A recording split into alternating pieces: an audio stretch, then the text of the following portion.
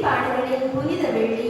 பழைய ஏற்பாட்டில் பாலைவனத்தில் யாவே இறைவனுக்கு எதிராக பாவம் செய்து பாம்பின் கடியினால் இறந்தவர்கள் உயர்த்தப்பட்ட வெண்கல பாம்பை பார்த்து உயிர் பிழைத்தார்கள். அந்த முன் அடையாளத்தின்படி விண்ணிற்கும் மண்ணிற்கும் இடையில் சிலுவையின் வழியாக செம்மறியாக உயர்த்தப்பட்டிருக்கிற இயேசுவை பார்த்து நாம் மீட்பு பெற வர வேண்டி இன்றைய நாளிலே மன்றாடுவோம். இயேசுவின் பாடுகளையும் இறப்பையும் ஆழமாக சிந்தித்தவர்களாக வழிபாட்டிலே பக்தியோடு பங்கேற்போம். இன்றைய வழிபாடானது 4 பிரிவுகளை உடையதாக அமைந்துள்ளது. இறைவார்த்தை வழிபாடு, பொது மன்றாட்டுகள், திருச்சிலுவை ஆராதனை, நற்கருணை விருந்து. இதோ குருவானவர் இயேசுவின் பாடுகளை நினைவுபடுத்தி செந்நிற உடை அணிந்து முகம் குப்புற விழுந்து நாம் அனைவரோடும் சேர்ந்து ஜெபிக்கிறார். இந்த நிகழ்வு கிறிஸ்துவின் மரணத்தால் வந்த துயரத்தையும் அவருக்கு முன்னால் நமது தகுதியில்லாத தன்மையையும் காட்டுகிறது.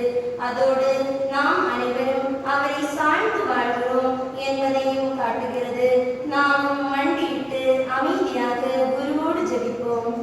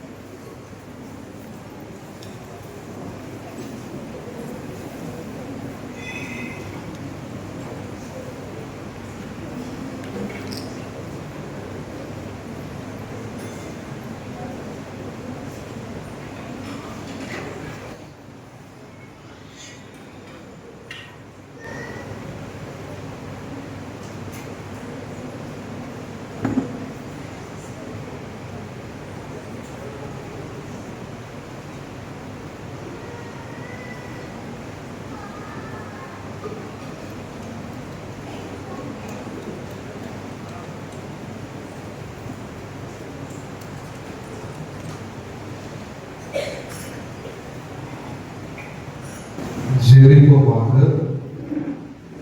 ஆண்டவரே, உம் திருமகன் கிறிஸ்து தமது இரத்தத்தை சிந்தி உமடியார்களுக்கு வாசனமாக ஏற்படுத்தினார். உமது இரக்கத்தை நினைவு கூர்ந்து நிலையான பாதுகாப்பால் அவர்களுக்கு புனிதப்படுத்துவீராக. என்றென்று வாழ்ந்து ஆட்சி செய்கின்றவரே, உம்மை நன்றாடுகின்றோம்.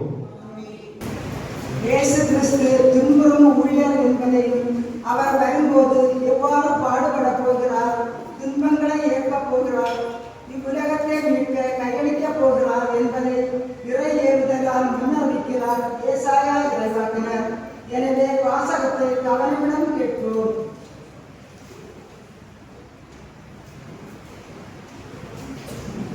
முதல் வாசகம். நம் குற்றங்களுக்காக காயமடைந்த இறைவாக்கினர் இயேசுவின் நூலிலிருந்து வாசகம். 52:13 முதல் 53:12 வரை. இதோ என் ஊழியர் சிறப்படைவார், அவர் மேன்மைப்படுத்தப்பட்டு உயர்த்தப்பட்டு பெரிதும் ஆட்சி வருவார். அவரை கண்ட பலர் திணிப்புற்றனர். அவரது தோற்றம் பெரிதும் உருக்குலைந்ததால் மனித சாயலே அவருக்கு இல்லாதிருந்தது. மானிடரின் உருவமே அவருக்கு இல்லை. அவ்வாறே அவர் பல பிற இனத்தாரை அதிர்ச்சிக்குள்ளாக்குவார். அரசர்களும் அவரை முன்னிட்டு வாய்ப்போத்தி நிற்பர். ஏனெனில் தங்களுக்கு சொல்லப்படாததை அவர்கள் காண்பர், தாங்கள் கேள்விப்படாததை அவர்கள் புரிந்து கொள்வர். நாங்கள் அறிவித்ததை நம்பியவர் யார்? ஆண்டவரின் ஆற்றல் யாருக்கு வெளிப்படுத்தப்பட்டது? இளம் தளிர் போலும் வறண்ட நில வேர் போலும் ஆண்டவர் முன்னிலையில் அவர் வளர்ந்தார்.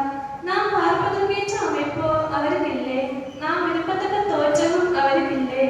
அவர் மனிதராய் புறக்கணிக்கப்பட்டார், வேதனையற்ற மனிதராய் இருந்தார், நோயற்ற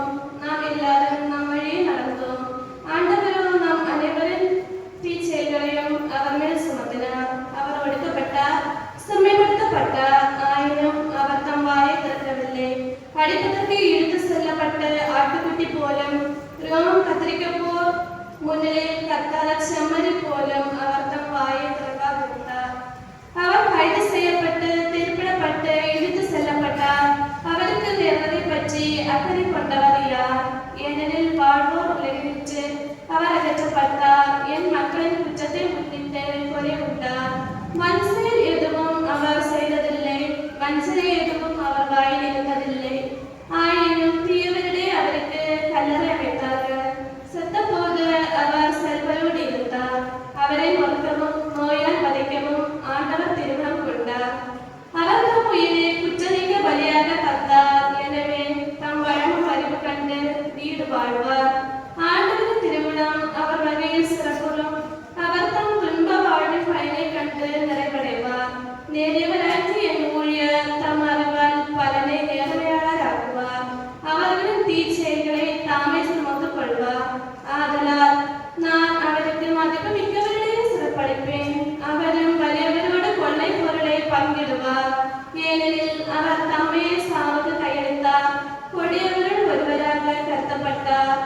ஆயினும் பலரின் பாவத்தை சுமந்தார். கொடியவருக்காக பரிந்து பேசினார்.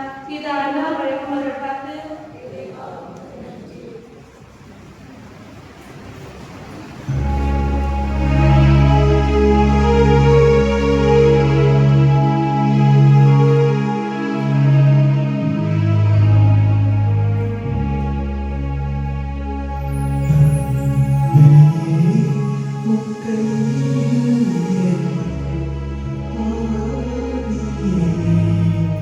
ஒப்படைக்கின்றேன்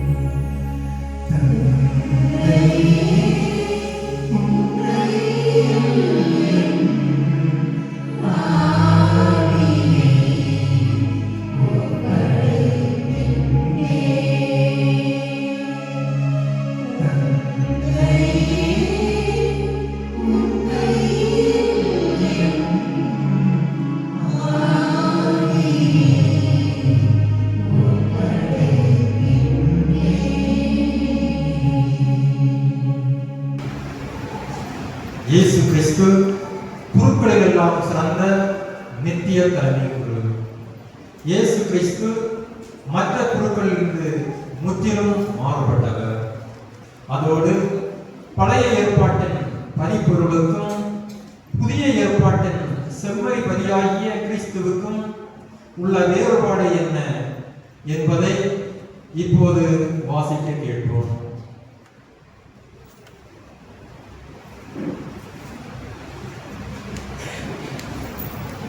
கீழ்ப்படிதலை கற்றுக்கொண்டார். தமக்கு கீழ்ப்படிவோர் அனைவரும் என்றென்று மீட்படைய காரணமானார். எபிரேயருக்கு எழுதப்பட்ட திருமுகத்திலிருந்து வாசகம்.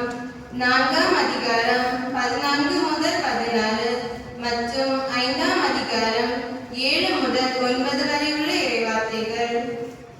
வானங்களை கடந்து சென்ற இறைமகனாகிய இயேசுவை நாம் தனிப்பெரும் தலைமை குருவாக கொண்டுள்ளதால் நாம் அறிக்கையிடுவதை விடாது பற்றிக்கொள்வோமாக. ஏனெனில் நம் தலைமை குரு நம்முடைய வலுவின்மையை கண்டு இரக்கம் காட்ட இயலாதவர் அல்ல. மாறாக எல்லா வகையிலும் நம்மை போல சோதிக்கப்பட்டவர், எனினும் பாவம் செய்யாதவர். எனவே நாம் இரக்கத்தை பெறவும் ஏற்ற வேளையில் உதவக்கூடிய அருளை கண்டடையவும் அருள் நிறைந்த இறை அரியணையை துணிவுடன் அணுகி செல்வோமாக. அவர் இவ்வுலகில் வாழ்ந்த காலத்தில் தம்மை சாவிலிருந்து காப்பாற்ற வல்லவரை நோக்கி உரத்த குரல் எழுப்பி கண்ணீர் சிந்தி மஞ்சாடி வேண்டினார். அவர் கொண்டிருந்த இறைப்பற்று கலந்த அச்சத்தை முன்னிட்டு கடவுள் அவருக்கு செவி சாய்த்தார். அவர் இறைமகனாயிருந்தும் துன்பங்கள் வழியே கீழ்ப்படிதலை கற்றுக்கொண்டார். அவர் நிறைவுள்ளவராகி தமது கீழ்ப்படிவோர் அனைவரும் என்றென்றும் மீட்படைய காரணமானார். இது ஆண்டவர் வழங்கும் அருள்வாக்கு.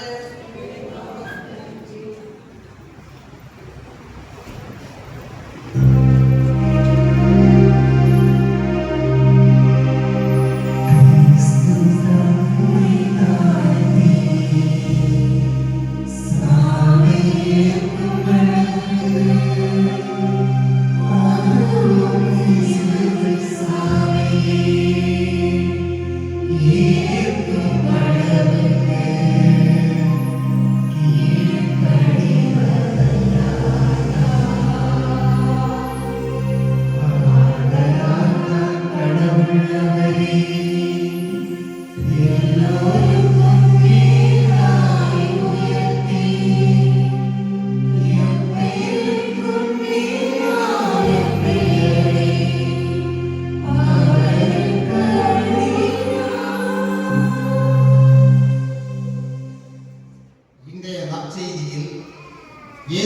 காட்டிக் கொடுக்கப்படும் வரலாற்று நிகழ்வு சித்தரிக்கப்படுகிறது. 30 வெள்ளிக்காசுக்காய் அன்பை விரைவேசி முத்தமிட்டு காட்டிக் கொடுத்த யூதாஸ் பற்றியும், இயேசு பொறுமையோடு தம் பாடுகளை ஏற்றுக்கொண்டதால் சிலுவை வழியாக மானிடர் பெறும் முழு மனித விடுதலை வாழ்வு பற்றியும் வாசிக்க பெற்றோம். யோவான் எழுதியபடி நமது ஆண்டவராகிய இயேசு கிறிஸ்துவின் திருப்பாடல்கள். யோவான் எழுதிய நற்செய்தி அதிகாரம் 18 இறை வசனங்கள் 1 அதிகாரம் 19 இறை வசனங்கள் 42 முடிய. யோவான் எழுதிய நற்செய்தி அதிகாரம் 18 இறை வசனம் 1 அதிகாரம் 19 இறை வார்த்தை 42 முடிய. இயேசு தம் சீடர்களோடு கெதரோன் என்னும் நீரோடையை கடந்து சென்றார். அங்கே ஒரு தோட்டம் இருந்தது. தம் சீடர்களோடு இயேசு அதில் நுழைந்தார். அவரை காட்டிக் கொடுத்த யூதாசுக்கு அந்த இடம் தெரியும். ஏனெனில் இயேசுவும் அவருடைய சீடர்களும் அடிக்கடி அங்கு கூடுவர்.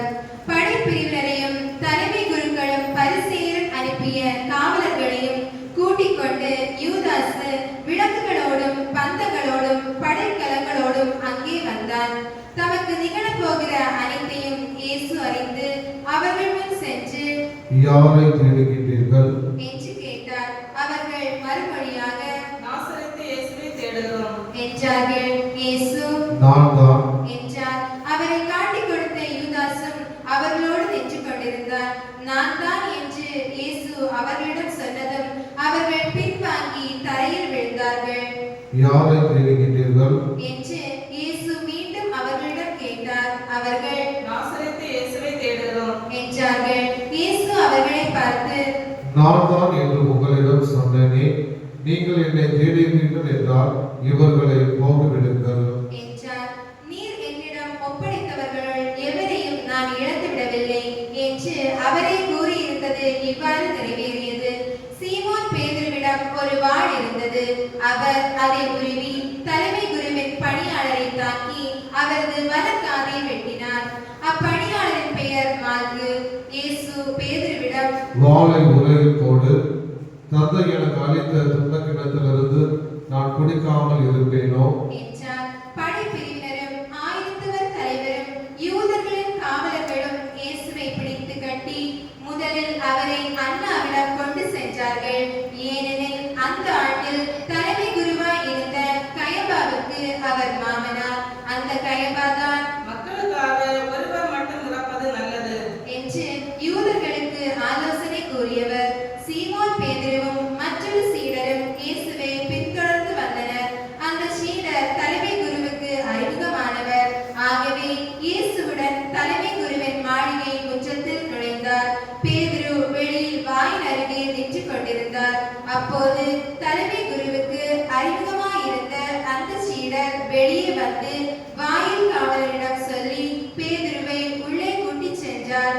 வாயில் காவல் செய்த அப்பணிப்பெண் பேதுருவிடம், நீயும் இம்மனிதனுடைய சீடருள் ஒருவன் தானே என்று கேட்டார். பேதுரு, இல்லை என்றார். அப்பொழுது குளிராயிருந்ததால் பணியாளர்களும் காவலர்களும் கரியினால் தீ மூட்டி அங்கே நின்று குளிர் காய்ந்து கொண்டிருந்தார்கள். பேதுருவும் சென்று அவர்களோடு நின்று குளிர் காய்ந்து கொண்டிருந்தார். தலைமை குரு இயேசுவின் சீடர்களை பற்றியும் அவருடைய போதனையை பற்றியும் அவரிடம் கேட்டார். இயேசு அவரை பார்த்து, நான் உலகறிய வெளிப்படையாக பேசினேன். யூதர் அனைவரும் கூடி வரும் தொழுகை கூடங்களிலும் கோவிலிலும் தான் நான் எப்பொழுதும் கற்பித்து வந்தேன். நான் மறைவாக எதையும் பேசியதில்லை. ஏன் என்னிடம் கேட்கின்றீர்கள்? நான் பேசியதை கேட்டுக்கொண்டிருந்தவரிடம் கேட்டு பாரும். நான் என்ன சொன்னேன் என அவர்களுக்கு தெரியுமே என்றார். அவர் அப்படி சொன்னதால் அங்கு நின்று கொண்டிருந்த காவலர்கள் ஒருவர், தலைமை குருவுக்கு இப்படியா பதில் கூறுகிறாய் என்று சொல்லி இயேசுவின் கன்னத்தில் அறைந்தார். இயேசு அவரிடம், நான் தவறாக பேசியிருந்தால் தவறு என்னவென்று காட்டு. சரியாக பேசியிருந்தால் ஏன் என்னை அழைக்கின்றேன் என்று கேட்டார். அதன் பின் அண்ணா அவரை கட்டப்பட்ட நிலையில் தலைமை குரு கயபாவிடம் அனுப்பினார். போனார். சீமோன் பேதுரு அங்கு நின்று குளிர் காய்ந்து கொண்டிருந்தார். அப்போது அங்கிருந்தவர்கள் அவரிடம், நீயும் அவனுடைய சீடர்களுள் ஒருவன் தானே என்று கேட்டனர். அவர் இல்லை என்று மறுதளித்தார். தலைமை குருவின் பணியாளர்கள் ஒருவர், நான் உன்னை தோட்டத்தில் அவரோடு பார்க்கவில்லையா என்று கேட்டார். பேதுருவால் காது வெட்டப்பட்டவருக்கு இவர் உறவினர். பேதுரு மீண்டும் மறுதளித்தார். உடனே சேவல் கூவிற்று. அதன் பின் அவர்கள் கயபாவிடமிருந்து ஆளுநர் மாளிகைக்கு இயேசுவை கொண்டு சென்றார்கள். அப்போது விடியற் காலம். பாஸ்கா உணவை உண்ணவும் தீட்டுப்படாமல் இருக்க ஆளுநர் மாளிகை அவர்கள் நுழையவில்லை.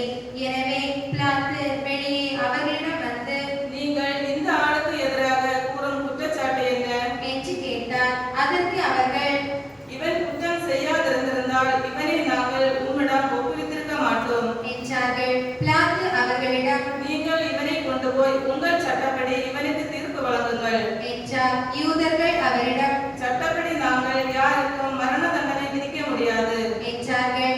இவ்வாறு தாம் எப்படிப்பட்ட சாவுக்கு உட்பட போகிறார் என்பதை குறிப்பிட்டு இயேசு கூறியிருந்ததை நிறைவேற செய்தார்கள்.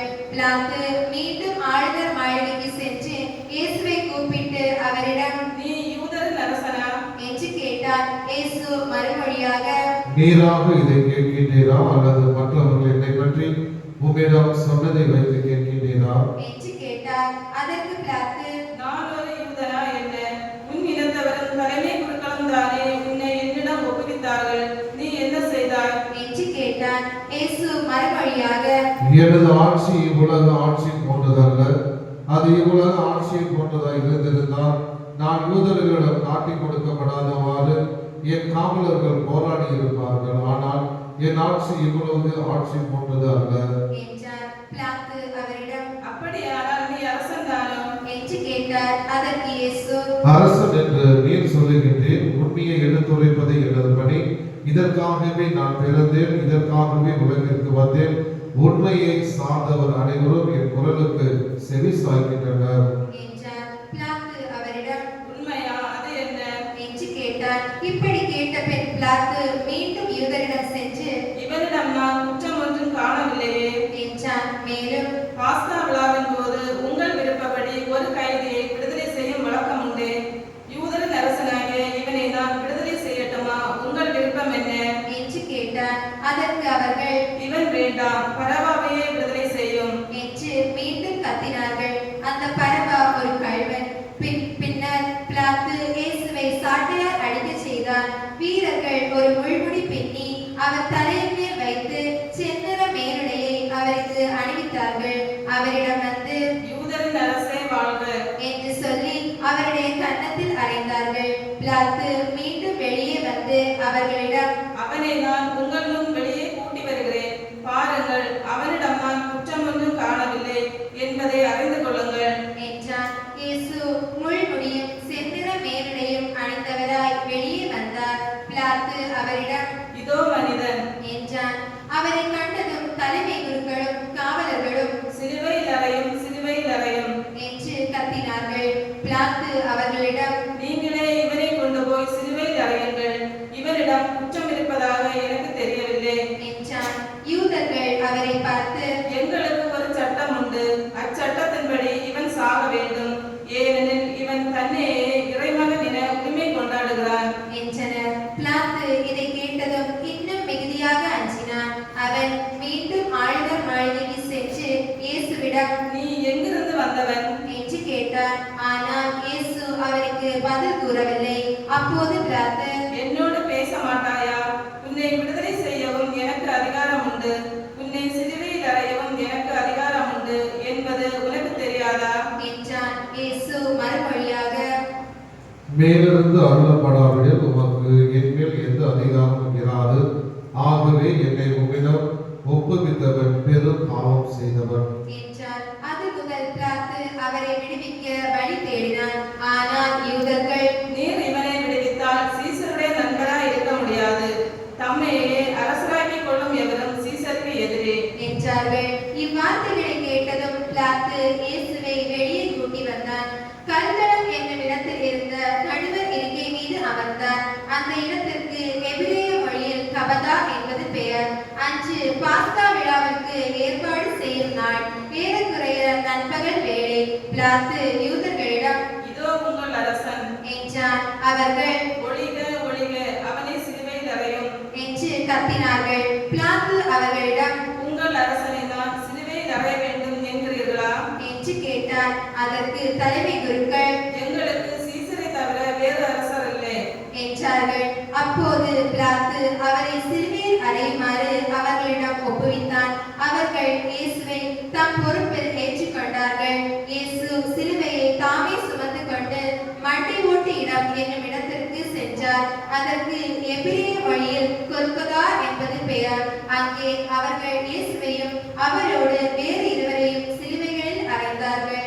அவ்விருவரையும் இரு பக்கங்களிலும் இயேசுவை நடுவிலுமாக அறைந்தார்கள். பிலாத்து குற்ற அறிக்கை ஒன்று எழுதி அதை சிலுவையின் மீது வைத்தான். அதில் நாசரேத்து இயேசு யூதர்களின் அரசன் என்று எழுதியிருந்தது. இயேசு சிலுவையில் அறையப்பட்ட இடம் நகரத்துக்கு அருகில் இருந்ததால் யூதர்கள் பலர் இந்த குற்ற அறிக்கையை வாசித்தனர். அது எபிரேயம், லத்தீன், கிரேக்கம் ஆகிய மொழிகளில் எழுதப்பட்டிருந்தது.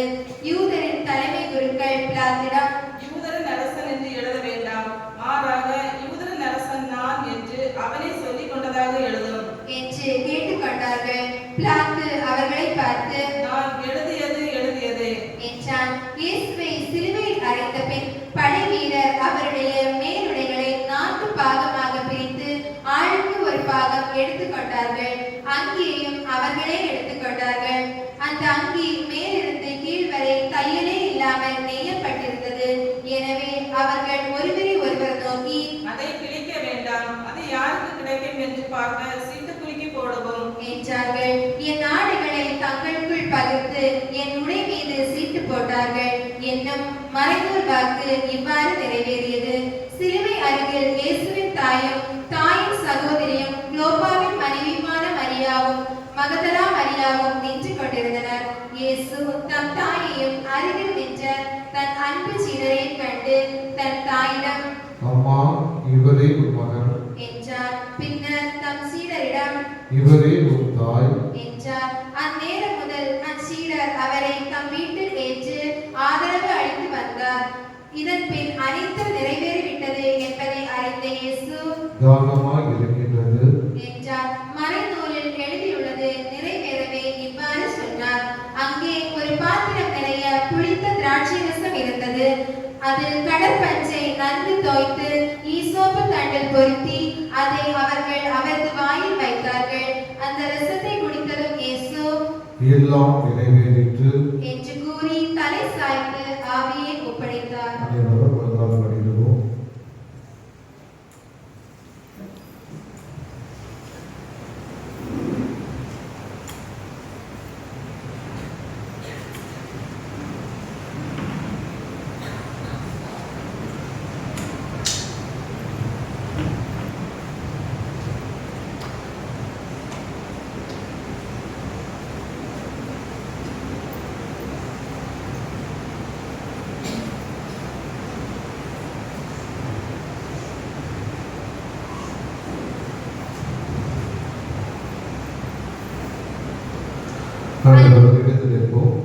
அன்று பாஸ்கா விழாவிற்கு ஏற்பாடு செய்யும் நாள்.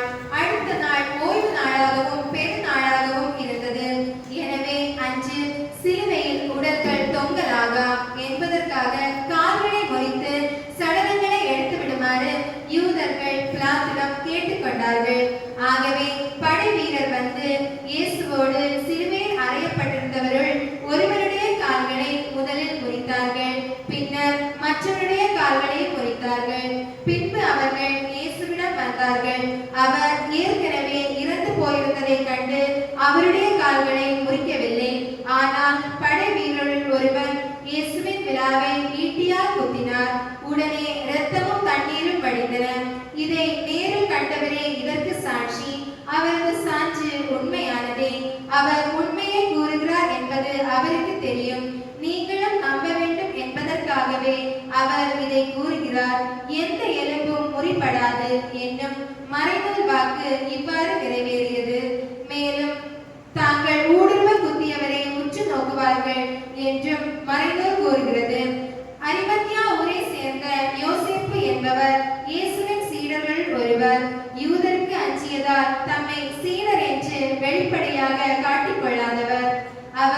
இயேசுவின் உடலை எடுத்துக்கொண்டு போக பிலாத்திடம் அனுமதி கேட்டார்.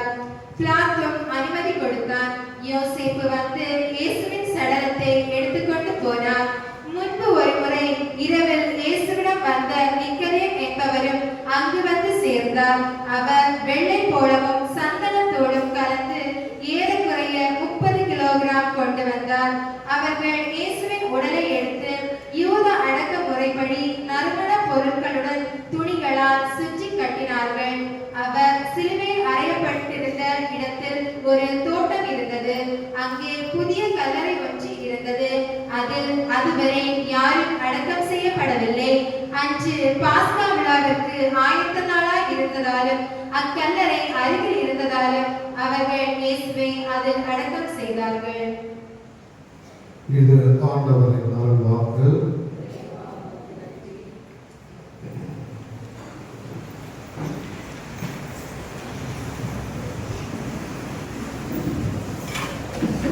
இயேசுவில் பிரியமான சகோதர சகோதரிகளே, நான் நினைத்து கொண்டே இருந்தேன், புனித வெள்ளி மக்கள் எல்லாம் ரொம்ப சைலண்டா இருக்கிறீங்க, ரொம்ப துக்கத்தில் இருக்கிறீங்களா அல்லது சிலுவை பாதை செய்கிறதா கையில் இருக்கிறதா தெரியல. எனக்கே படிக்கும்போது லைட்டா ஒரு ஜர்க்காயிடுச்சு, ஒரு சின்ன ஒரு உலகம் இருந்துச்சு. அப்படி யோசனை பண்ணி பார்த்தேன், இவங்க மறைவுரை கொடுக்கணுமா வேண்டாமா அப்படின்னு சொல்லிட்டு மறைவுரை கொடுத்தா அவங்களுக்கு நாளாட்டு போகிற மாதிரி இருக்கிறாங்க. நல்ல வெயில்ல ஒரு வாக்கிங் அப்படிதான். இதில் ஒரு ஏற்ற சின்ன ஏற்றம் தான். இதே வந்து மச்சக்குழுக்கு போகணும்னு சொன்னாங்க. நான் தான் எப்போ வேண்டாம் ஆளை விட்டுருக்கேன். அந்த காலம் வரைக்கும் ஏறினா ரொம்ப கஷ்டம் அப்படின்னு பாதி பேர் கட்டடிச்சிட்டாங்க. பாதி பேர் திருப்பி பார்த்தா ஒரு வீக்லேருந்து 10 கிலோமீட்டர் வெளில வராங்க. ஏன்னா வெயிலுக்கு அங்கே ஒதுக்கிட்டாங்க. இதே போல திருப்பலி முடிஞ்சுட்டு ஒரு சிலுவை பாதை வைக்கலாம்னு இருக்கிறாங்க.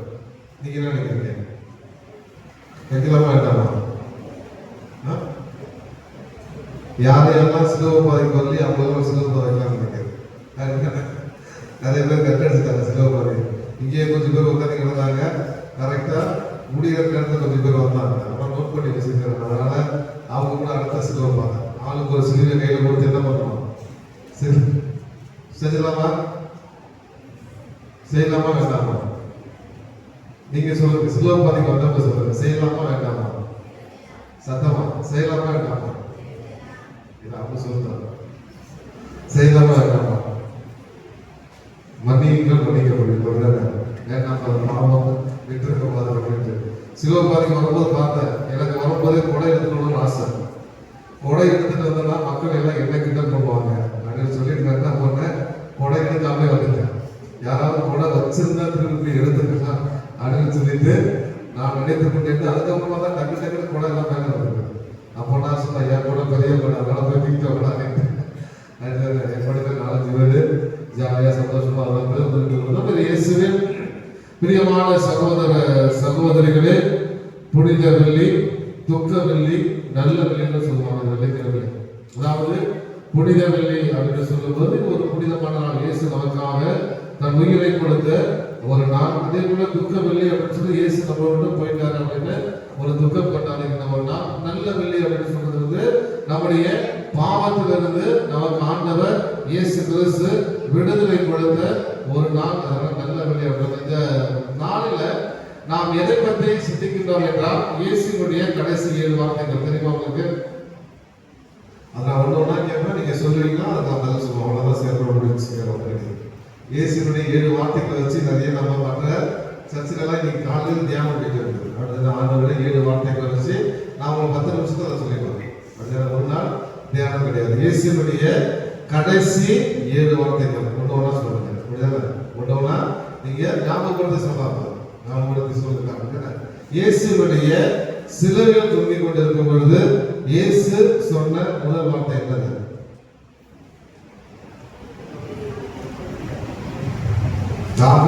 உண்மையை சொன்னாரு. ஃபர்ஸ்ட் சொன்ன வார்த்தை சிலுவையில தொங்கும் பொழுது ஆண்டவர் இயேசு சொன்ன முதல் வார்த்தை என்னது? தந்தையே இவர்களை மன்னியும் இவர்கள் என்னதென்று அறியாமல் செய்து கொண்டிருக்கின்றார்கள். இதுதான் ஆண்டவருடைய முதல் வார்த்தை. அதாவது ஆண்டவர் முதல் வார்த்தையாக சிலுவையில தொங்கிக் கொண்டிருக்கும் போது கூட அவர் கூறுகின்ற வார்த்தை மன்னியுங்கள். எவ்வளவோ ஆண்டவரை துன்பப்படுத்துறாங்க, கஷ்டப்படுத்துறாங்க. அப்படிதானே இன்னைக்கு இந்த நற்செய்தி வாசகத்துல வாசிக்க கேட்டோம். எத்தனையோ துன்பங்கள், எத்தனையோ அடி அப்படின்னு கையை கட்டி அவரை எல்லா இடத்தையும் கொண்டு போறாங்க. எப்படி எல்லாம் அவர் வந்து புதுமை செய்தார். பட் இருந்தாலுமே வந்து ஆண்டவர் என்ன சொல்றாரு, இவர்கள் இன்னதென்று அறியாமல் இவர்கள் செய்கின்றார்கள். கடவுளே இவர்களை மன்னியும் என்று அந்த மன்னிப்பை நமக்கு கொடுக்கின்றார். நாம வந்து மன்னிப்பின் மக்களாக வாழ வேண்டும் என்பதுதான் இறைவனுடைய ஒரு வேண்டுகோள். அதனாலதான் ஆண்டவர் இயேசு என்ன சொல்றாரு, சபிக்கின்றவர்களுக்காக ஜெபியுங்கள், உங்களை துன்புற்றுவதற்காக ஜெபியுங்கள், பழிக்கு பழி என்று இருக்காதீர்கள் என்று கூறுகிறார். இரண்டாவது வார்த்தை என்ன? ஆண்டவர் இயேசு கூறிய இரண்டாவது வார்த்தை, நீங்க லேட் பண்ணீங்கன்னா மறைவதை நீங்க சொன்னீங்கன்னா எவ்வளவு ஃபாஸ்டா எழுத மறைவதை ஒரு வார்த்தைக்கு ஒரு எக்ஸ்பிளனேஷன் வேற ஒண்ணுமே கிடையாது. இரண்டாவது என்ன சொல்றாரு, நல்ல கல்வனை பார்த்து சொல்றாரு. நல்ல கல்வனை பார்த்து சொல்ற வார்த்தை என்ன வார்த்தை? நீதி இன்று என்னோடு வேறிட்ட வீட்டில் இருப்பாய் என உறுதியாக உனக்கு சொல்லுகிறேன். அப்படிதானே? அந்த நல்ல கல்வி, ரெண்டு கல்வர்கள் இயேசுடைய சிலுவை பக்கம். ஒருத்தர் நல்ல கல்வி, இன்னொருத்தர் கெட்ட கல்வி. அப்படிதான் சொல்றாங்க. நல்ல கல்வன், தீய கல்வன் அப்படின்னு சொல்றாங்க. இந்த நல்ல கல்வன் அவன் திருடன் தான். அவன் திருடனாக இருந்துதான் இந்த தண்டனையை அவன் பெற்றுக்கொண்டான். இன்னொரு திருடன் ஆண்டவர் இயேசு கிறிஸ்து ஏகமாக பேசுகிறான். நீ பெரிய கடவுள் தானே, உங்களே என்னையே காப்பாற்றலாமே அப்படின்னு சொல்றாங்க. ஆனா இவன் என்ன சொல்றான், சும்மா வாயை மூடிட்டு இருக்கான். நம்ம வந்து உண்மையான தப்புக்காக தண்டனை வாங்கியிருக்கிறோம், ஆனா இவரு அப்படி கிடையாது அப்படின்னு சொல்லிட்டு அவர்கிட்ட சொல்லும் பொழுது அவருடைய இந்த மன மாற்றத்தை ஆண்டவர் உணர்கிறார். சாகும் தருவாயிலும் அவனுடைய மன மாற்றமும் அவன் ஆண்டவர் மீது கொண்டுள்ள விசுவாசமும் அவனை வந்து பேரிட்ட வீட்டிற்கு அழைத்து செல்கின்றது. இயேசுவின் பிரியமான சகோதர சகோதரிகளே, நாமும் எல்லா நேரத்திலையும் மனம் மாற வேண்டும். எப்ப மனசு மாறலாம். அப்படிதானே? இன்னைக்கு நம்ம உங்கள்கிட்ட பேச போனா திடீர்னு நாளைக்கு நாள் உங்கள்கிட்ட பேசணும். அதுக்கு மனம் மாற வேண்டும். மனம் மாற வேண்டும். ஆண்டவர் இயேசு மீது விசுவாசம் கொள்ள வேண்டும். மூன்றாவது என்ன ஆண்டவர் சொன்னாரு? ஃபர்ஸ்ட் இவர்களை மன்னியும், இரண்டாவது இன்று நீ என்னோடு வான்வீட்டில் இருப்பாய். மூன்றாவது ஆண்டவர் என்ன சொல்லியிருப்பாரு? வரிசையா ஃபர்ஸ்ட் வந்து எல்லாரும் மன்னிச்சாரு, நல்ல கல்வனை ஏற்றுக்கொண்டார்.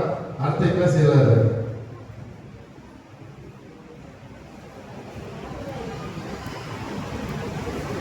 என்ன வார்த்தை?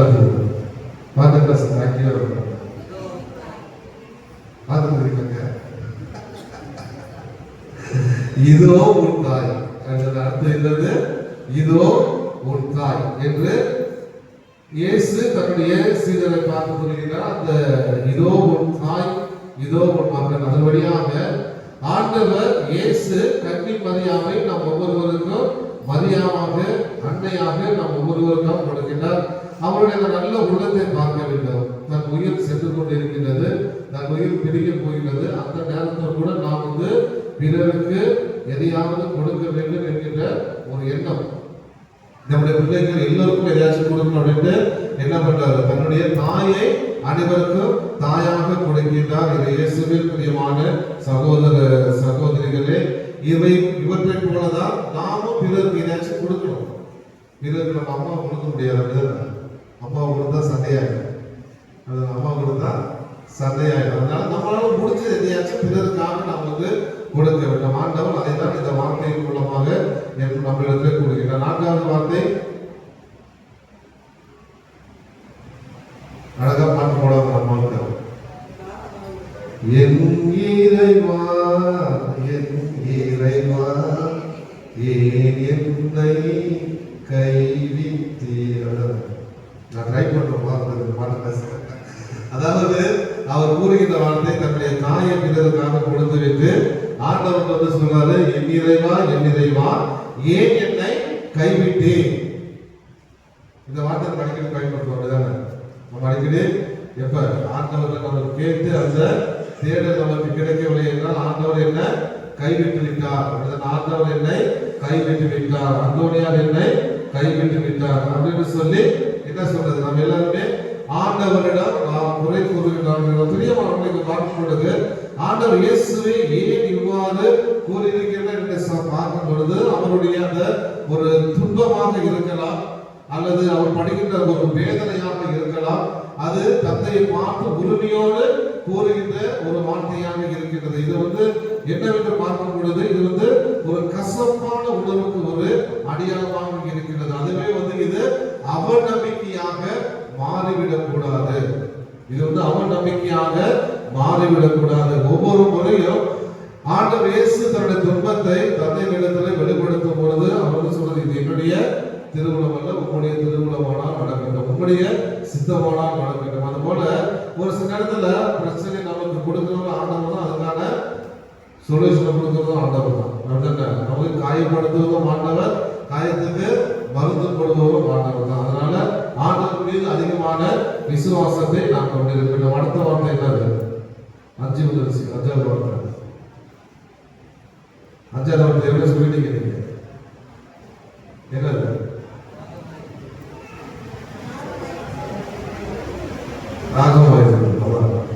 பிள்ளைங்க பாவம் கொஞ்ச நேரம் நடந்தோடனே தாகம், ஒரு ஆள் தான் தாங்க வந்துச்சு, அங்க ஒரு பாட்டில் காணி எனக்கு தாங்க வந்துச்சு. அதுக்கப்புறம் எங்கெல்லாம் தண்ணி ஃபில் பண்ணாங்க எல்லா இடத்துலயும் தாகம், அதாவது தாகமா இருக்கின்றது. இந்த தாகத்துல அந்த வார்த்தையில் ஆண்டவர் என்ன சொல்றாரு அப்படின்னா, ஒரு இதய தாகம், ஒரு ஆத்ம தாகத்தை அவர் குறித்து காட்டுகின்றார்.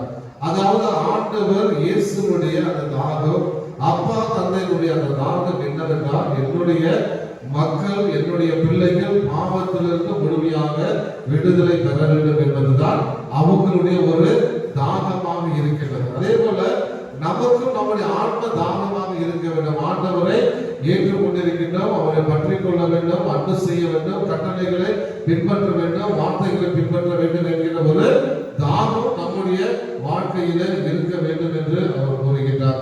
பிரியமானவர்களே, அடுத்த வார்த்தை 6வது வார்த்தை நெருங்கிட்டோம். எல்லாம் நிறைவேறிற்று. எல்லாம் நிறைவேறிற்று. அதாவது ஆண்டவர் இயேசு கிறிஸ்துவினுடைய அந்த மரணத்தை நாம் பார்க்கும் பொழுது எல்லாம் நிறைவேறிற்று அப்படின்னு சொல்றாரு. அவருக்கு என்ன கடமை கொடுக்கப்பட்டிருந்ததோ எல்லாம் நிறைவேற்று என்று கூறுகிறார். ஆனால் மனிதனுடைய பார்வையில இயேசுனுடைய மரணத்தை பார்க்கும் பொழுது ஒரு தோல்வியாக நாம் பார்க்கலாம். அப்படிதானே? இயேசுனால எத்தனையோ அற்புதங்கள் அதிசயங்களை செஞ்சார். அப்படிதானே? யூதாசு கூட அப்படிதான் நினைச்சான். யூதாசு கூட அப்படிதான் நினைச்சான். எத்தனையோ முறை ஆண்டவர் இயேசு கிறிஸ்துவை பிடிக்க வேண்டும், அடிக்க வேண்டும் என்று எத்தனையோ முறை முயற்சி செய்த போது இயேசு அவர் வழியாகவே சென்றார், நடுவில் சென்றார் அப்படின்னு நிறைய இடத்துல அது யூதாசு பார்த்திருக்கலாம். திருவள்ளுவத்தில் எழுதப்பட்டிருக்கிறது. அதனால ஒருவேளை இவர் எப்படியாவது எஸ்கேப் ஆயிடுவாரு, காசு நமக்கு கிடைக்கும் அப்படிங்கிற ஒரு எண்ணம் கூட இருந்தது. அதனால மனிதனுடைய பார்வையில பார்க்கும் பொழுது இது ஒரு தோல்வியாக இருக்குது. ஆனால் கடவுளுடைய பார்வையில் இது ஒரு வெற்றியாக இருக்கிறது. ஏனென்றால் தந்தையாகி கடவுள் என்ன பணியை மகனுக்கு கொடுத்தாரோ அந்த பணியை முழுசா கொடுக்கிறார். இது கடவுளுடைய பார்வையில ஒரு வெற்றியாக இருக்கிறது. கடைசியாக ஒரு இறைவார்த்தை, 7வது இறைவார்த்தை, தந்தையை உன் கையில் என் ஆவியை ஒப்படைக்கிறேன். இதுதான் ஒரு கடைசியான ஒரு வார்த்தை. அதாவது தந்தையை உன் கையில் என் ஆவியை ஒப்படைக்கிறேன் என்று சொல்லி ஆண்டவர் இயேசு கிறிஸ்து என்ன பண்றாரு? இறந்து விடுகின்றார். அவருக்கு கொடுத்த பணி நிறைவு பெறுகின்றது. அவருக்கு கொடுத்த பணி நிறைவு பெறுகின்றது. சிலுவை மரணத்தை ஏற்று எல்லாமே பழைய ஏற்பாட்டுல சொல்லப்பட்டிருக்கிறது. இன்னைக்கு வாசிச்ச பழைய ஏற்பாட்டிலும் எவ்வாறு அந்த ஒரு துன்ப ஒரு இறைவாக்கினார், அதாவது எவ்வாறு மெசியா துன்பப்பட வேண்டும், கஷ்டப்பட வேண்டும், மானிட மகன் எவ்வாறு இறக்க வேண்டும் என்பது எல்லாமே பழைய ஏற்பாட்டில் மிக தெளிவாக சொல்லப்பட்டிருக்கிறது. அந்த வார்த்தைகளை முழுமையாக வாழ்ந்து அதை முயற்சி முடிக்கின்றார் நம் ஆண்டவர் இயேசு கிறிஸ்து. பிரியமான சகோதர சகோதரிகளே, அதனால நம்ம ஒவ்வொருவருமே இணைந்து ஜெபிக்க வேண்டும். கடைசியா ஒரு சின்ன ஒரு கதை நம்ம என்ன பண்ண போறோம், ஆண்டவர் திருச்சியில் முத்தம் செய்ய போறோம். அந்த கதையை எப்படி சொல்லியிருக்கோம் உங்கள்கிட்ட, இருந்தாலும் இன்னொரு முறை உங்களுக்காக நான் சொல்கிறேன், ஆண்டவருடைய திருச்சிலுவை நீங்கள் முத்தம் செய்ய போகின்றீர்கள். எந்த உள்ளத்தோடு நாம் முத்தம் செய்ய போறோம் அப்படின்னு சொல்லிட்டு நாம் வந்து சிந்தித்து பார்க்கணும். அதாவது ஆண்டவர் இயேசு இறக்கிறார், நம் தேவனுடைய கையில் என் ஆவியை ஒப்படைக்கிறேன் அப்படின்னு சொல்லிட்டு இறந்து விடுகின்றார். தன்னுடைய மகன் ஆண்டவர் இயேசு கிறிஸ்து தனக்கு கொடுத்த, அதாவது கடவுள் கொடுத்த அந்த பொறுப்பை, அந்த பணியை நிறைவு பெற்றதால் விண்ணகத்தில் ஒரு பெரிய விருது வந்து ஏற்பாடு செய்யப்படுகின்றது. அந்த விருதுக்கு நம்ம ஆண்டவர் மேல போறாரு. போகும் பொழுது கடவுள் தந்தையாக கடவுள் வந்து வரவேற்கின்றார். நிறைய ஏஞ்சல்ஸ் வானதூதர்கள் இருக்கிறாங்க, நிறைய இறைவாக்கினர்கள் இருக்கிறாங்க. அவங்க எல்லாம் சேர்ந்து ஆண்டவர் இயேசுவை அப்படியே வரவேற்றுக் கொண்டு இருக்கின்றார்கள். ஆனால் இயேசுடைய முகத்துல ஒரு விதமான சந்தோஷமே கிடையாது, ரொம்ப சோகமாக இருக்கின்றார். தந்தை கடவுள் பார்த்து கேட்கின்றார், ஏன் மகன் இயேசுவே நீ வந்து இவ்வளவு சோகமாக இருக்கின்றாய்? உன்னை எல்லோரும் அடித்தார்கள், அதற்காக நீ சோகமாக இருக்கின்றாயா அப்படின்னு சொல்லி கேட்கிறாரு. இல்லப்பா அப்படிங்கிறாரு. மீண்டுமாக தந்தையாக கடவுள் கேட்கிறார், உனக்கு உன் தலையில முள்முடி சூட்டுறாங்க, அதனால நீ சோகமா இருக்கிறியா? இயேசு இல்லப்பா அப்படிங்கிறாரு. உன்னை சிலுவையிலே ஏளனமாக பேசினார்கள், அதற்காக நீ சோகமா இருக்கிறியா? இல்லப்பா அப்படின்னு சொல்லும் பொழுது ஆண்டவர் இயேசு கிறிஸ்து என்ன சொல்றாரு? எனக்கு வாழ்க்கையில என்னென்னவோ செய்தார்கள், அதை பற்றிலாம் எனக்கு சோகமாக இல்லை, எனக்கு வருத்தமாக இல்லை, வலியாக இல்லை. ஆனால் என்னோடு இருந்த உயிர் நண்பன் எனக்கு முத்தமிட்டு காட்டி கொடுத்து விட்டான், அதை மட்டும் என்னால ஏற்றுக்கொள்ள முடியவில்லையே என்று சொன்னாராம். இது இயேசுவில் பிரியமான சகோதர சகோதரிகளே, தாய் மரியா ஆண்டவர் இயேசுவுக்கு ஒரு முத்தம் கொடுக்கின்றார். அது மாசு மறுவற்ற ஒரு முத்தமாக மாறுகின்றது. யூதாசும் இயேசுக்கு முத்தம் கொடுத்தார். யூதாஸ் இயேசுவை முத்தம் கொடுத்துதான் அவர் வந்து காட்டி கொடுக்கின்றார். அது பணத்தினுடைய ஒரு முத்தமாக அழிவுக்கு சென்று விடுகின்றது. ஆனால் மரியா தன்னுடைய பாவ மன்னிப்பை வெளிப்படுத்துகின்றார். தன்னுடைய கூந்தலால ஆண்டவர் பாதத்தை தொடர்ச்சி முத்தம் செய்கிறார். அது ஒரு பாவ மன்னிப்பினுடைய ஒரு முத்தமாக இருக்கிறது. பிரியமானவர்களே, ஆண்டவர் இயேசு கிறிஸ்துவினுடைய அந்த சிலுவையை நாம் முத்து செய்யும் பொழுது நம்முடைய உள்ளம் எப்படிப்பட்ட ஒரு உள்ளமாக இருக்கின்றது? அந்த பாவ மன்னிப்பு கேட்கின்ற ஒரு உள்ளமாக இருந்து அதை நாம் ஏற்றுக்கொள்கிறோம் என்று சிந்தித்து பார்த்து நாம் ஒவ்வொருவரும் இறைவனுடைய பிள்ளைகளாக வாழ தொடர்ந்து கொண்டாடுவோம். அன்பார்ந்தவர்களே, உலகின் தேவைகளுக்காகவும் திருச்சபையின் தேவைகளுக்காகவும் இயேசு தன்னை பலியாற்றிய இந்த நாளில் உருக்கத்தோடு மன்றாடுவோம். இப்போது குருவானவர் மன்றாட்டை வாசிக்கும் போது நின்று கொண்டே ஒவ்வொரு மன்றாட்டுக்கு பிறகும் ஆண்டவரே எங்கள் மன்றாட்டை கேட்டருளும் என்று சொல்லவும். பிறகு குருவானவர் ஜெபிப்பார். அப்போது அனைவரும் மண்டியிட வேண்டும். ஜெபித்து முடித்தவுடன் ஆமீன் என்று பதில் கூறவும். நாம் அனைவரும் எழுந்து நிற்போம்.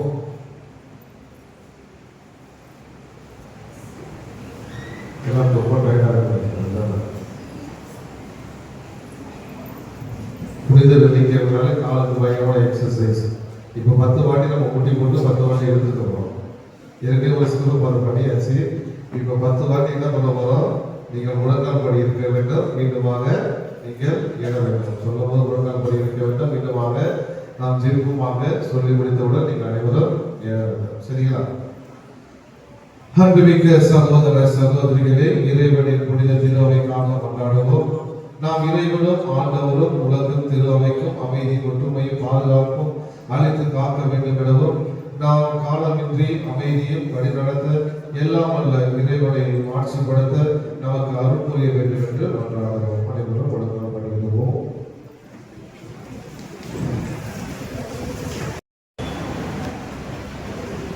என்றென்றும் உள்ள எல்லாம் அல்ல இறைவா, கிறிஸ்து உமது ஆட்சியை மக்கள் இடங்களுக்கெல்லாம் வெளிப்படுத்தினார். உம்முடைய இரக்கத்தின் செயல்களை பாதுகாப்பதால் உலகிற்கு பதவியேற்கும் திரு அவை உமது நம்பிக்கையுடன் உமது பெயரை அறிக்கையிடுவதை நிலைத்திருக்க செய்கிறார்கள். எங்கள் ஆண்டவராகிய இயேசு கிறிஸ்து வழியாக கொண்டாடுகின்றோம். அனைவரும் எழுந்து நிற்போம்.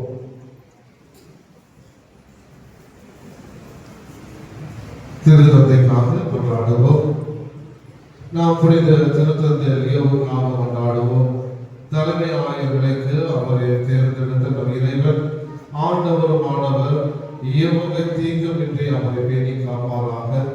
ஆதலால் அவர் இறைவனின் புனித மக்களை வழிநடத்த தம்முடைய புனித திரு அவையை வளம் பெற செய்ய வேண்டும் என்று மன்றாடுவோம்.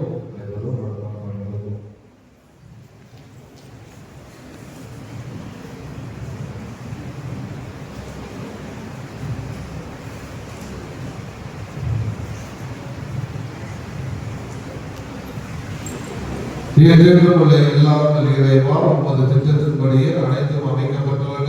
அதனால் உமது அதிகாரத்தால் ஆளப்படும் கிறிஸ்துவ மக்களாகிய எங்கள் வேண்டுதல்களையும் பரிவிலக்கத்துடன் கண்ணோக்கியர்கள். திருத்தந்தையை தலைமையில் கீழ் நாங்கள் நம்பிக்கையை வளரும்படி அவரை பரிந்தல் காத்திருப்பதாக எங்கள் ஆண்டவராகிய இயேசு கிறிஸ்து வழியாக கொண்டாடுகின்றோம். எழுந்திருப்போம்.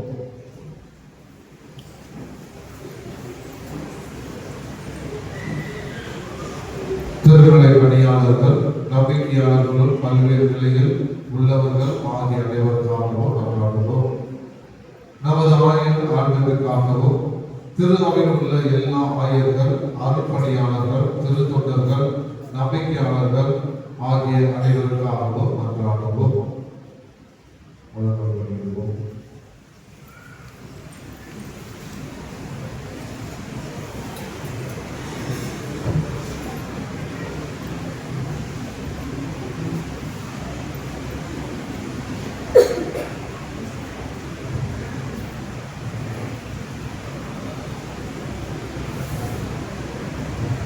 என்றென்றும் உள்ள எல்லாம் உள்ள இறைவா, உம்முடைய ஆவியால் திரு அவை முழுவதும் அர்ச்சிக்க பெற்று ஆளப்படுகின்றன. உம்முடைய திருநிலை பணியாளர்கள் அனைவருக்காகவும் நாங்கள் செய்யும் வேண்டுதல்களை கேட்டறியும். அதனால் எல்லா நிலையிலும் உமது அருள்படையால் உமக்கு உண்மையும் ஊழியம் புரிவார்களாக. எங்கள் ஆண்டவராகிய இயேசு கிறிஸ்து வழியாக கொண்டாடுகின்றோம். கிறிஸ்துவர் புகுமுக நிலைகளுக்காக கொண்டாடுவோம்.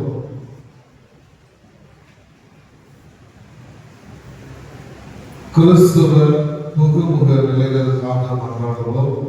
ஆதலால் நாம் இறைவனும் ஆண்டவருமானவர் தமது இரக்கத்தை பொழிந்து அவர்களுடைய இதயங்களில் செவிகளை திறந்து விடுவாராக. இவ்வாறு அவர்கள் புது பிறப்பு அளிக்கும் திருமுழுக்கினால் தங்கள் பாவங்களுக்கெல்லாம் மன்னிப்பு அடைந்து நம் ஆண்டவர் இயேசு கிறிஸ்துவோடு ஒன்றிணைய வேண்டும் என கொண்டாடுவோம்.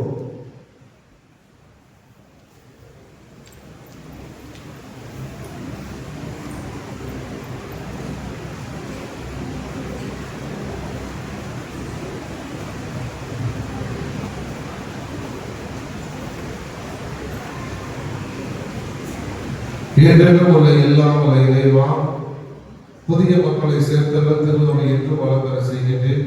கிறிஸ்துவ புகுமுக நிலைகளிடம் நம்பிக்கையும் அதிகம் வளர செய்திடும். அதனால் அவர்கள் திருமுழுக்கு தண்ணீரால் புதுப்பில் அடைந்து தேர்ந்தெடுக்கப்பட்ட உங்களுடைய மக்களை திருக்கூட்டத்தில் சேர்த்து கொள்ளப்படுவார்களாக. ஆண்டவராகிய இயேசு கிறிஸ்து வழியாக கொண்டாடுகின்றோம்.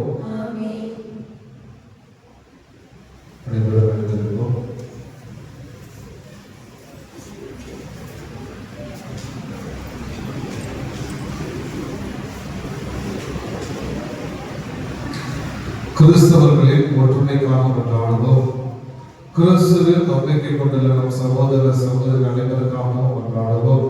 நம் இறைவனும் ஆண்டவருமானவர் அவர்களை உண்மையின் பாதை வழி நடத்தி தமது ஒரே திரு அவையில் கூட்டி சேர்த்துள்ள வேண்டும் என்று கொண்டாடுவோம்.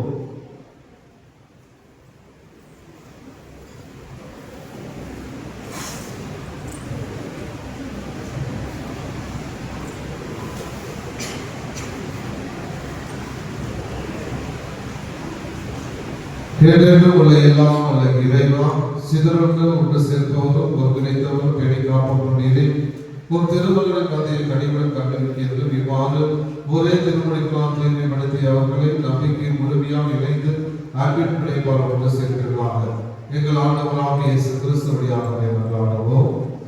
அனைவரும் எழுந்திருப்போம். யூத மக்களுக்காக கொண்டாடுவோம். யூத மக்களுக்காக மன்றாடுவோம். ஒரு காலத்தில் அவர்களோடு பேசிய நாம் இறைவனாகிய ஆண்டவர் தமது பெயரின் மீதுள்ள அன்பிலும் தமது உடன்படிக்கை மீதுள்ள நம்பிக்கையிலும் அவர்களை வளர்ச்சி அடைய செய்திட வேண்டும் என மன்றாடுவோம்.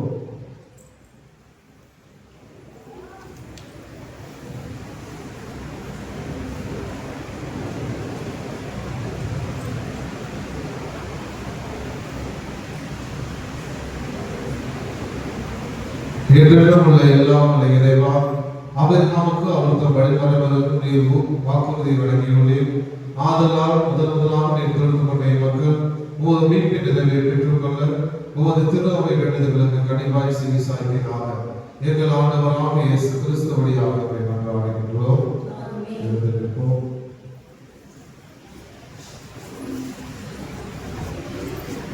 கடவுளை நம்பாதவர்களுக்காக மன்றாடுவோம். கடவுளை கண்டறிய முடியாது என்பவர்களுக்காக மன்றாடுவோம். அவர்கள் நேர்மையான இதயத்தோடு நன்னறியில் வாழ்ந்து கடவுளை கண்டடையுமாறு மன்றாடுவோம். படிக்கிறோம்.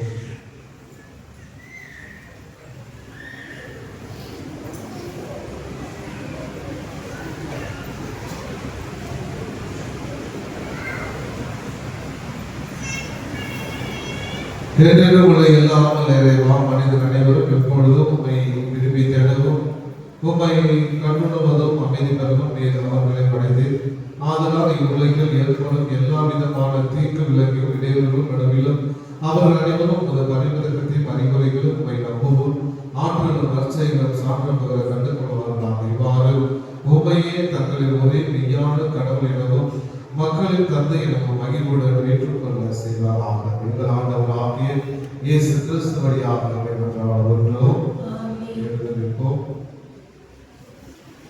நாடுகளை ஆளுவதற்காக மன்றாடுவோம். நாடுகளை ஆளும் அனைவருக்காக மன்றாடுவோம். நம் இறைவனும் ஆண்டவருமானவர் தமது திருவுளப்படி உண்மையான அமைதியை உரிமை வாழும் அவர்கள் பெறுவதற்கு அவர்களுடைய மனங்களையும் இதயங்களையும் வழிநடத்த வேண்டும் என மன்றாடுவோம். மன்றாடுவோம்.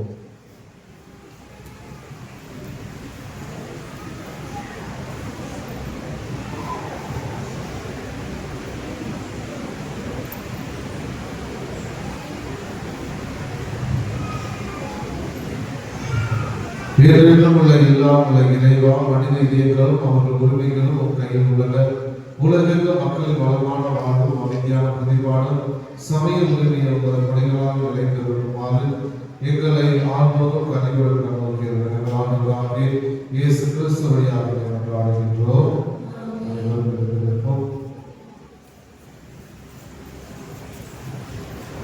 துன்புறுவோருக்காக மன்றாடுவோம். அன்புமிக்க சகோதர சகோதரிகளை துன்புறும் அனைவரும் எல்லாம் வல்ல தந்தையாகிய கடவுளிடம் மன்றாடுவோம். தவறுகள் அனைத்திலிருந்தும் உலகை தூய்மைப்படுத்தவும் பிணிகளை நீக்கி பஞ்சம் ஒழிய சிறைகள் திறக்கப்பட்டு தலைகள் தகர்க்கப்படவும் வழிபோக்கர் பாதுகாப்பு பெறவும் பயணம் செய்வோர் நலமாக வீடு திரும்பவும் நோயுற்றோர் நலம் பெறவும் இறைவாக்கினர் மீட்பு பெற வேண்டும் என்று மன்றாடுவோம். படிக்கிறோம்.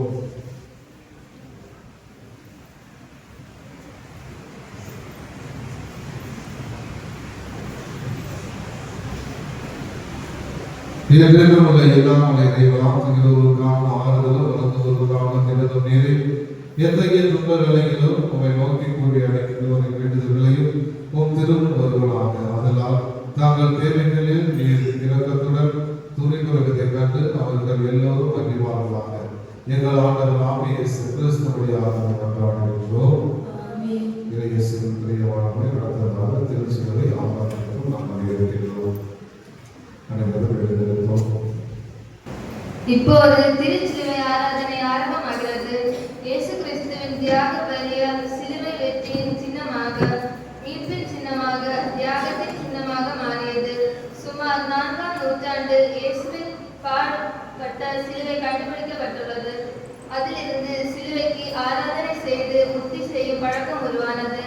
அதன் அடிப்படையில் குருவானவர் மூடப்பட்டிருக்கும் திருச்சிலுவையை பீடத்தை நோக்கி பவனியாக கொண்டு வருவார். திருச்சிலுவை முன்பாக அகற்றி திருச்சிலுவை மரபிதோ என்ற வரிகளை பாட நாம் அனைவரும் வருவீர் ஆராதிப்போம் என்று பாடுவோம். இவ்வாறு 3 முறை பாடப்படும். பின்னர் முதலில் குருவானவர் முக்தி செல்வார். பின்னர் அனைவரும் பக்தியோடு வரிசையாகவும் அமைதியாகவும் வந்து முக்தி செல்வோம். திருச்சிலுவை மரமிதோ இதிலேதான் தொங்கியது உலகத்தின் மீட்பு.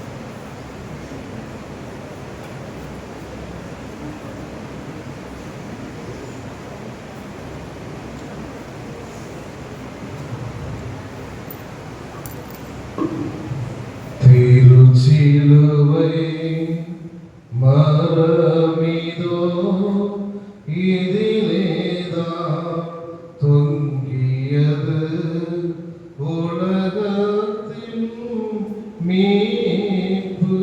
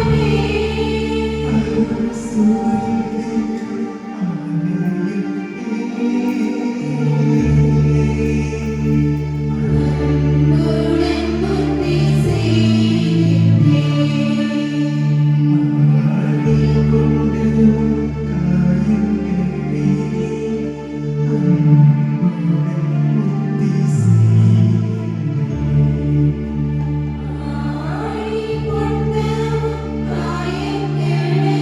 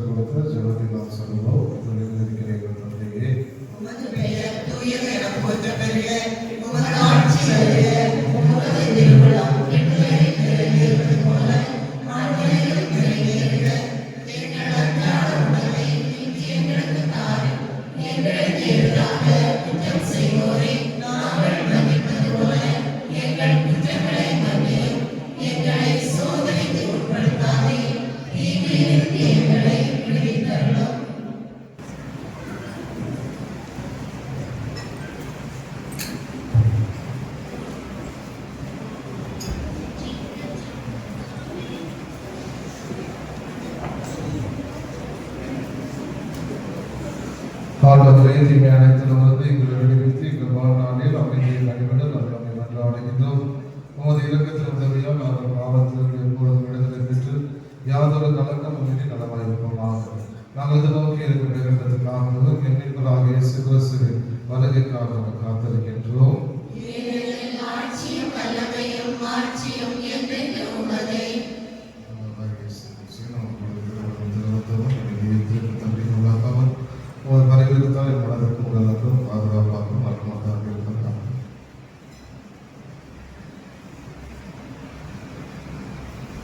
இதோ இறைவனுடைய சமரி உலகின் பாவங்களை போக்குகின்றவர். இந்த சமரின் திருவிருந்துக்கு அழைக்கின்ற அனைவரும் நிறைவேற்றுவோம்.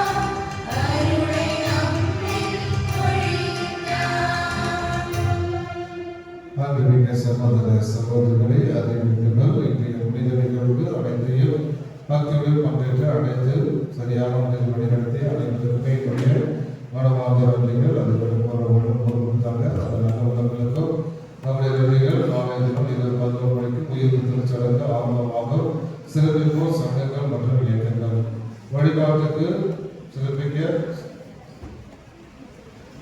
செய்ய வேண்டிய பணிகள் ஆலயத்திற்குள் சுத்தம் மற்றும் வீடு அலங்காரம் கத்தோலிக்க சேவா சங்கம் பொது பெண்கள் இயக்கம் கிராம முன்னேற்ற சங்கம் ஆலயத்தில் 2 பக்கம் முன்பகுதியில் மரியாதை சேனை கத்தோலிக்க சங்கம் இந்திய கிறிஸ்தவ மறுமலர்ச்சி இயக்கம் புகை பீடம் அமைப்பவர் கிறிஸ்தவ வாழ்வு சங்கம் குருசடிக்கு முன் மற்றும் அதை சுற்றியுள்ள பாதிகள் பாலர் சபை சிறுவர் இயக்கம் குடும்ப நலப்பணிக்குழு குருசடி வளாகம் படி சுத்தம் செய்வது கிறிஸ்தவ தொழிலாளர் இயக்கம் கத்தோலிக்க சேவா சங்கம் பெண்கள் YCS ஒதுக்கப்பட்ட இடங்களில் சுத்தம் செய்வது அந்த அமைப்பு கடைபிடிக்க கடமையாகும்.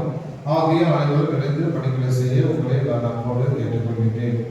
அனைத்து அமைப்புகளும் உறுப்பினர்களும் காணிக்கை கொண்டு கலந்து கொள்ளுமாறு உங்களை அன்போடு கேட்டுக்கொள்கிறேன்.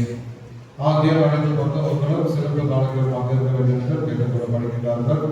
அனைவரும் எழுதுதலில் கொண்டு வருமாறு உங்களை அன்போடு கேட்டுக்கொள்கிறேன். நம்ம கடையில் இருக்க முடிகிற வந்து நீங்க வாங்கிக்க. அதே போல தவக்கால முன்னேறி அன்பிய நிர்வாகிகள் மக்களிடம் சேகரித்து உயிர்ப்பு திருப்பலின் போது கொண்டு வந்து நம்முடைய தொண்டர்களுக்கு கொடுக்குமாறு உங்களை அன்போடு கேட்டுக்கொள்கிறேன். மறைக்கல்வி மாணவர்களுக்கான முழு ஆண்டு திறனாய்வு 19/9/2024 காலை 11 மணிக்கு நடைபெறும். அனைத்து மாணவர்களும் தேர்வுக்கு தயார் செய்து கொள்ளுமாறு உங்களை அன்போடு கேட்டுக்கொள்கிறேன். திருவிழா நட்படைக்காமல் வரும்போது அனைவரும் காலாளர்களோடு கொடுத்து வருமாறு உங்களை அன்போடு கேட்டுக்கொள்கிறேன். 2/4/2026 புனித வியாழன் காணிக்கப்படுவது ரூபாய் 3342 உயிர்ப்பு தினத்தின் அன்று முன்னுரைகள் அனைத்தும் இந்த திருப்பணி முடிந்தவுடனே வழிபாட்டு குறைவுடனது பெற்றுக் கொள்ளுமாறு உங்களை அன்போடு கேட்டுக்கொள்கிறேன். நன்றி கூறி கொண்டாடுவோமாக. என்றென்றும் உங்களை எல்லாம் இறைவா உங்களுடைய கிறிஸ்துவின் நாடுகளினாலும் புனித இறப்பினாலும் உயிர்ப்பினாலும் எங்களை விட்டவர்கள் உமது இலக்கத்தால் நீர் அடியை பணி செய்ய எங்களுக்கு நிலைத்திருக்க செய்திருக்கிறது. இவ்வாறு இப்படைப்பவர்கள் பங்கேற்பது வழியாக முடிவில்லா இறைப்பற்றுடன் வாழ்வோமாக. எங்கள் ஆண்டவராகிய இயேசு கிறிஸ்து வழியாக மன்றாடுகின்றோம். இறைவனின் ஆசைக்காக தலைவணிக்கு மன்றாடுவோம். ஆண்டவரே, தங்களது உயிர்ப்பின் நம்பிக்கையில் உங்களது திருப்பவரின் சாமி முடிவபோது உன் மக்கள் மீது உங்களது ஆசையை நிறைவாக இறைக்க உங்களை வேண்டுகின்றோம். அவர்களுக்கு மன்னிப்பு கிடப்பதாக, அவர்கள் ஆறுதல் அடைவார்களாக, புனித நம்பிக்கையை வளர்ப்பதாக, நிலையான மீட்பு உங்களுக்கு பெறுவதாக எங்கள் ஆண்டவராகிய இயேசு கிறிஸ்து வழியாக மன்றாடுகின்றோம். பிரியமானவர்களே, நமக்கு அமைதி காக்கின்ற நேரம் அதனால நாம் வணங்கி வைத்து நம் அனைவரும்